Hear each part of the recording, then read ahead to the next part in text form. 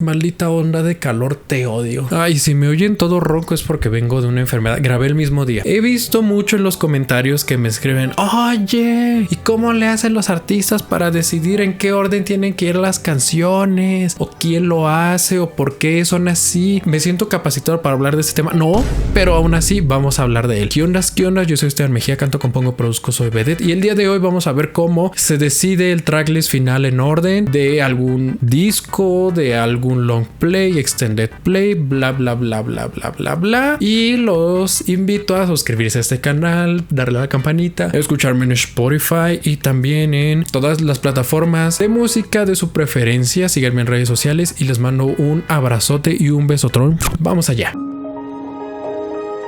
Ok, pues el término álbum o disco, como sabemos, es una recopilación de canciones. En este caso, lo más común es que se le llamen long play, porque pues bueno, en la época del vinilo eran vinil sototototototes, ¿no? Los que tenían muchas canciones. Ahora, ¿qué se le llamaría long play y extended play? Pues es que depende mucho de la persona a la que le vayas a hablar, porque hay gente que te podría decir, sí, es un recopilatorio de 4 canciones, pero esas 4 canciones duran 10 minutos cada una, entonces sería un long play por el tiempo. Pero no, solo son 4 canciones, entonces sería un extended play. Nadie lo sabe, así que mejor dejémoslo en existe long play y extended play y veámoslo de la manera más sencilla, que no es el tiempo, sino la cantidad de canciones que hay. De 6 o 7 para arriba, long play. De 6 o 7 para abajo, extended play.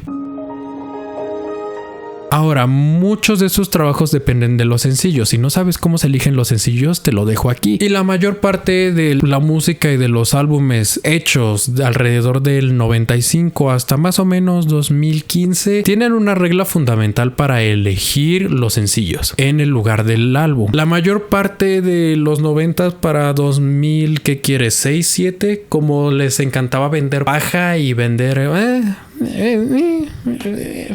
discos X, saca cuartos. Pues bueno, te ponían el lead single como la primera canción y te ponían los siguientes sencillos como la segunda, tercera, cuarta o quinta canción. Pero eso cambia con iTunes, porque cuando llega a iTunes, ahora el consumidor decide qué canciones va a consumir y qué canciones no va a consumir, y entonces los artistas empiezan a perder dinero, bueno, entre comillas, porque recuerden que los medios digitales son medio trácalas, ¿verdad? Pues ahí se empieza a ver la idea de, ok, tenemos que hacer mejores álbumes para que esos álbumes se puedan no solo consumir de inicio a fin, sino que sean una experiencia agradable. Y aquí es donde hay un cambio importante, porque se dan cuenta que si ponemos un sencillo en medio del disco, eso puede funcionar. Te dejo la tarea de todos tus discos de los 2000 a 2000, ¿qué quieres? 13 discos favoritos. Cheques lo siguiente: el lead single por lo general es la canción número 1 o la canción número 2 después de una canción como medio intro. El segundo sencillo o es la canción número 2 o es una canción que está en medio, ya sea la 5 o la 6. Dime si sí o no. Había casos muy extraños, pero muy extraños y raros, donde la última canción era el lead single o un single de en medio. Pero bueno, esos son casos muy aislados. Si el acomodo de las canciones dependía mucho del sencillo, ¿cómo se acomodan? Para este punto ya están los descartes, es decir, de las 30 a 20 canciones que se trabajaron, ya nada más llegaron al corte final alrededor de 11. Por decir un ejemplo, ya se perdió bastante trabajo, que si fuéramos 2007, 2011, seríamos gente sacacuartos y venderíamos esos descartes, los mejorcitos o algunos que se puedan retrabajar en la edición deluxe o como un EP extra. Hay muchas maneras de encontrar el acomodo de un disco. ¿Quién lo hace? No es el artista. De hecho, son 3 personas que lo hacen: el artisan repertoire, que es la persona que se encarga en desarrollar al artista y que le da la dirección al artista de cómo debe llevar su carrera y cuáles son las canciones que deben estar en su repertorio. De hecho, ellos son los primeros en proponer los sencillos a la división de su disquera, que puede ser la división de un género. En este caso vamos a poner que es el género pop. La persona que se encarga de ese género va a revisar y va a ver si puede pegar, puede no pegar, de estas canciones preferiría esta o envíame más material. Al final ellos también deciden qué canciones se quedan en el disco y qué canciones se van en el disco, y la decisión final son los inversionistas y los jefes y corporativo ultra super mega illuminati hasta arriba de las disqueras. Ellos deciden si el jefe de división, por decirlo así, tuvo una decisión acertada, y si no, pide nuevamente escuchas del disco. En casos muy feos puede pedirte regrabar el disco por completo, aun cuando ya había una fecha de salida estipulada y un plan de trabajo para salir en meses. Pero bueno, ya que sabemos quiénes son las personas que se se dedican a decir qué canciones sí se quedan en el disco y qué canciones pueden ser sencillos. Ahora sí, el acomodo del trabajo final. Una de las más comunes... tengo un moco atorado que me dio asco. Y ya se fue, disculpen ustedes. Uno de los acomodos más comunes y más utilizados es el del mood. Es decir, acomodamos todas las canciones que son más melancólicas, más baladescas juntas, y del otro lado ponemos las canciones mucho más movidas y más pegadizas. Aquí por lo general lo que van a hacer es lo que se le llamaría una curva. Es decir, upbeat, upbeat, upbeat, bajamos y cerramos con otro beat, ¿saben? O sea, ese hundimiento es las canciones más tristes, las más melancólicas. Eso, por ejemplo, lo podemos notar en el álbum de Nelly Furtado, Luz, pero aquí Luz sí termina como en una nota muy melancólica con All Things Come to an End, si no me equivoco. A ver, vamos a checar, porque capaz si nada más los estoy choreando. ¿Qué me pasa? No, sí, porque digamos que la bajada empieza con In God's Hands, Wait for You, Somebody to Love, y ya al final All Things Come to an End. Esto también lo podemos encontrar en Cannibal de Kesha. Perdón si lo saqué, pero es que tenía que comprobarlo, gente. En este caso tenemos que el álbum baja completamente en The Harold Song, porque Blow es digamos que una nota alta, y mira lo que hace es con The Harold Song y Crazy Beautiful Life igual, y empieza como medio subir en Grow Up y después See You Next Tuesday y Animal, ¿ok? Al igual que otro ejemplo muy notorio es Future Nostalgia. En este disco sí todas las canciones cañeras y baja en Good in Bed para después bajar completamente en Boys Will Be Boys. Ahora, ¿cuál es el problema de este acomodo? Se puede sentir extremadamente monótono el disco, por lo tanto aquí viene la segunda más común, que son los altos y los bajos, que el álbum te va a llevar así,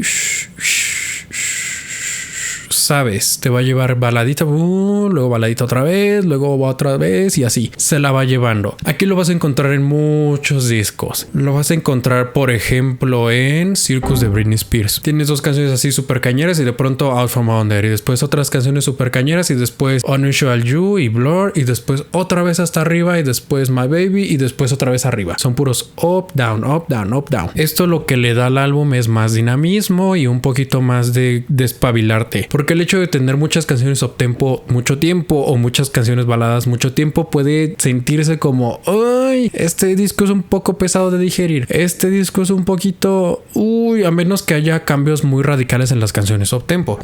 Cosa que por ejemplo Future Nostalgia hacía, no era el mismo Forum de Floor todo el tiempo. Otro caso que maneja muy bien esto es Anti de Rihanna, porque hay ciertas canciones que no son tan urbanas, por decirlo así, que son un poquito más entre nada más puros teclados, entre algo un poquito más bluesero, ¿no? Más baladesco, y después entras de nuevo al urbano. Y esas canciones como baladescas suelen ser muy chiquitas, entonces eso le da un bajoncito para volver a subir otra vez. Además de que el disco en sí no tiene una energía muy uptempo, muy estable. Y es que eso también puede jugarte a beneficio o también jugarte a mal, porque puedes sentir que el disco está muy monótono, o casos muy concretos donde es mucho contraste entre las canciones súper movidas y las canciones nada movidas. Después hablamos de discos con pequeñas historias dentro de. Es decir, que un par de canciones te cuentan una historia o una parte de la historia, y luego otra parte de la historia es cantada por otras 3-4 canciones y así se la llevan. Este, por ejemplo, es un caso que utiliza mucho My Chemical Romance, y me quiero remontar mucho a The Black Parade, porque hay secciones de las canciones que te dicen, ok,